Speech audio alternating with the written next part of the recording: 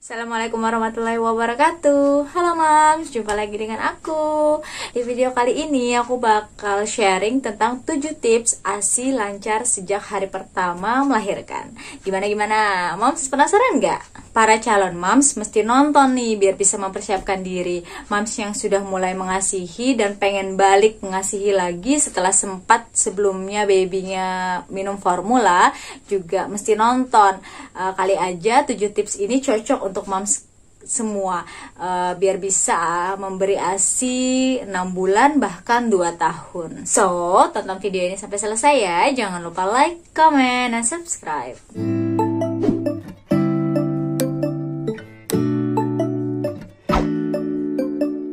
ASI adalah anugerah dari Sang Maha Pencipta.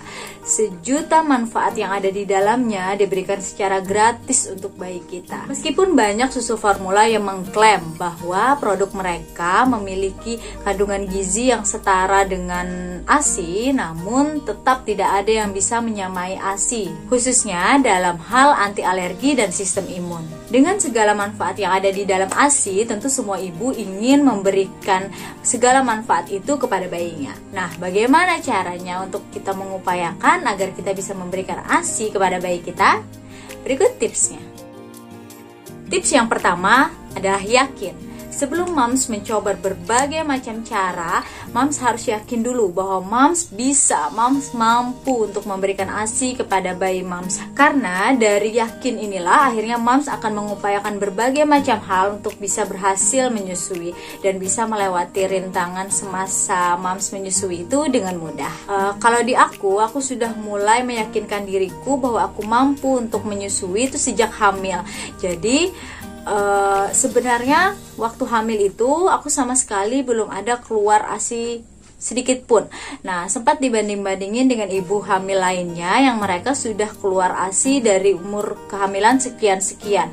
Bahkan mamaku pun mengatakan bahwa mama dulu waktu hamil itu udah keluar ASI saat usia kehamilan sekian.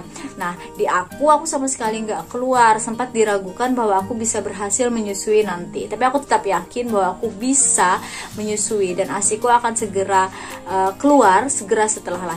Dan ternyata terbukti demikian. Tips yang kedua, istirahat cukup dan jangan stres.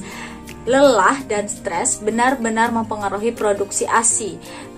Di aku biasanya kalau aku lelah dan stres, biasanya aku bakal nitip anakku sebentar kepada mama, kepada orang tua ataupun mertua untuk aku me time dulu, istirahat dulu. Bahkan aku biasanya jalan sama suami cuma berdua, entah itu makan, nonton, atau nge-mall, cuma untuk membahagiakan diri sejenak aja Mams.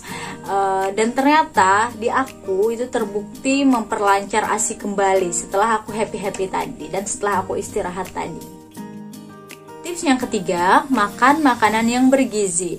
Aku konsumsi makan makanan yang meningkatkan produksi ASI seperti sayur katuk, bayam, dan berbagai macam jenis makanan lainnya, entah itu sayur, biskuit, atau apapun Mams yang bisa meningkatkan produksi ASI, aku konsumsi itu. Sayur, bayam, dan katuk tadi aja aku konsumsi 3 kali sehari setiap hari setelah melahirkan Mams, sampai agak bosan.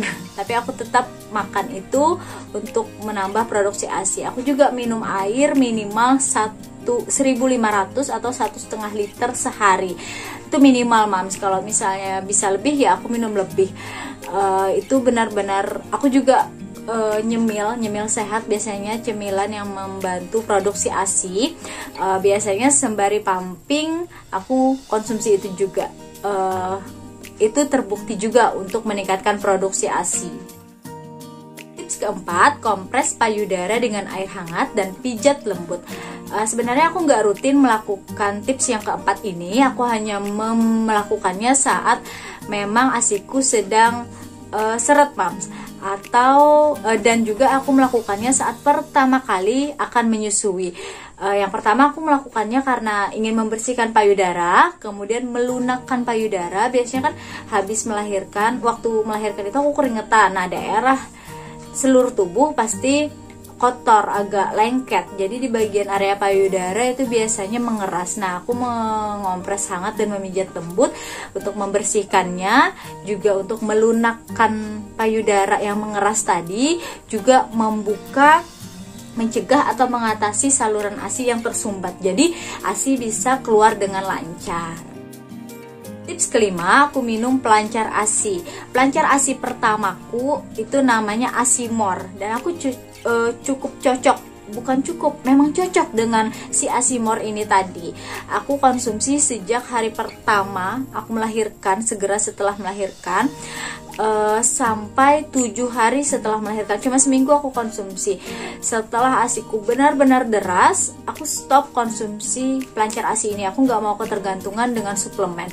Dan alhamdulillah mams, ASIku terus bagus meskipun tanpa pelancar ASI. Jadi pelancar ASI itu cuma aku minum untuk memancing, dan ketika seret baru aku minum lagi. Kalau lancar aku stop, nanti seret aku minum lagi, ya gitu aja mams, sebagai media untuk membantu lebih lancar lagi aja.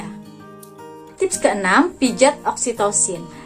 Bagi mams yang belum tahu apa itu pijat oksitosin, boleh di browsing dulu bagaimana apa itu pijat oksitosin dan bagaimana caranya. Di aku, pijat oksitosin ini salah satu hal yang sukses melancarkan ASIku, apalagi dilakukan oleh suami. Jadi aku biasanya kalau lagi seret, aku pumping sambil dibantu pijat oksi sama suamiku. Biasanya cepet untuk menambah produksi ASI. Tips yang terakhir atau yang ketujuh adalah menyusui atau pumping rutin.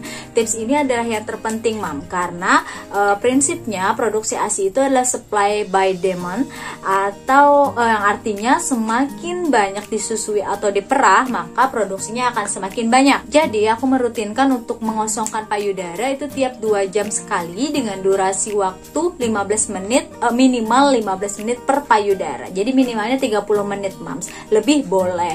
Nah, tapi bagi ibu yang full DPF, biarkan bayi menyusu sampai dia memang melepaskan payudara dengan sendirinya. Setelahnya baru mams boleh cek. Kalau misalnya memang payudaranya kosong, sudah. Tapi kalau misalnya payudara masih terisi dan baby tidur nggak mau lagi menyusu, mams boleh mengosongkannya lagi dengan pumping. Jadi payudara itu benar-benar kosong saat itu. Terus sekalian aja baby kenyang, mams punya cadangan ASI di freezer. Jika nanti kalau mams pergi-pergi bisa dikasihkan ke bayi mams. Nah, karena bayiku itu segera setelah lahir dia masuk ruang NICU, dapat perawatan intensif, dan aku masih pemulihan pasca SC, aku belum bisa jalan, aku nggak bisa menyusui bayiku secara langsung. Jadi 6 jam setelah SC, aku sudah mulai belajar miring kanan kiri.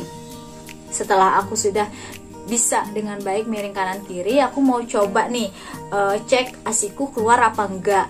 Aku sebelum itu aku minum pelancar ASI dulu, aku bersihkan payudaraku, aku kompres hangat, aku pijat lembut sambil membersihkan.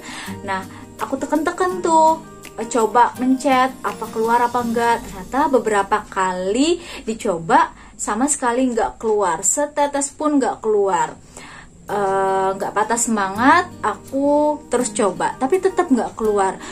Terus aku coba pakai alat pumping. Waktu itu aku pakai alat pumping, terus sambil pumping itu tadi aku minta tolong suami untuk pijat oksi. Nah, sambil pijat oksi juga aku nonton drakor biar lebih happy. Dicoba pumping beberapa menit, dicek nggak ada yang keluar, terus aja aku lakukan pumping tadi sambil pijat oksi, sambil nonton, sambil yakinkan diri bahwa aku bisa. Tetap beberapa menit nggak keluar, udah nggak terlalu dipikirin, biarin aja nih sampai 15 menit pikirku. Ternyata entah menit keberapa, setelah beberapa kali pompa dan perah, ternyata ada yang netes. Aku cek, ternyata betulan ada yang netes. Nggak cuma setetes, tapi beberapa tetes. Masya Allah mams, bahagianya akhirnya si ASI terbaik itu, ASI yang kuning kental yang disebut kolostrum itu keluar. Meskipun masih sedikit, tapi Masya Allah 6 jam usia bayiku, akhirnya aku bisa memberikan ASI terbaik itu kepadanya mams. Bahagianya Masya Allah, senang sekali. Nah, gak aku sia-siakan, aku kumpulkan 15 menit payudara kanan, 15 menit payudara kiri, sampai terkumpul beberapa cc, aku lupa. Ini ada gambarnya, pumping pertamaku. Terus aku kasih nih ke suami untuk diantarkan ke ruang NICU untuk diberikan langsung ke bayiku. Itu kemarin media untuk memberikannya menggunakan spuit atau suntikan, dimana nanti jarumnya itu dilepas dan spuitnya itu diminumkan dari ASI-nya itu diminumkan melalui spuit ke mulut bayi langsung. Jadi itu dilakukan untuk menghindari bingung puting jika nanti akhirnya aku DBF ke bayiku. Kalau misalnya pakai dot kan takutnya dia nanti sudah terbiasa menggunakan dot dan udah bingung sama puting payudara. Jadi digunakan media spuit itu tadi untuk menghindari bingung puting. Jadi ASI yang pertama tadi diberikan ke suami memberikan langsung ke bayiku di ruang NICU. Proses pemberian ASI tadi aku minta tolong suami untuk videokan biar aku makin bahagia nih lihat bayiku akhirnya bisa minum ASI. Nah, di sesi pumping berikutnya 2 jam setelah pemberian ASI itu aku pumping lagi. Cara-cara yang kulakukan sebelumnya aku lakukan kembali. Ditambah aku nggak nonton drakor lagi nih, aku nonton video bayiku lagi minum. Dan ternyata setiap sesi pumping mams itu selalu nambah jumlahnya.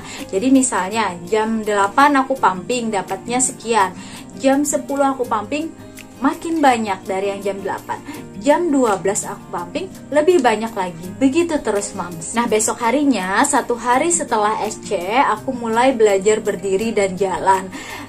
Aku melakukannya lumayan cepat untuk niatnya biar segera menyusui bayi ke ruang NICU, karena kalau misalnya aku masih belum bisa bergerak ya aku akhirnya bisa memberikan ASIku lewat suntikan lagi. Nah, jadi aku mempercepat mobilisasiku. 1 hari setelah operasi aku bisa jalan, dan jam 7 pagi itu aku minta tolong suami untuk mengantarkanku ke ruang NICU. Suami mengantarkan menggunakan kursi roda.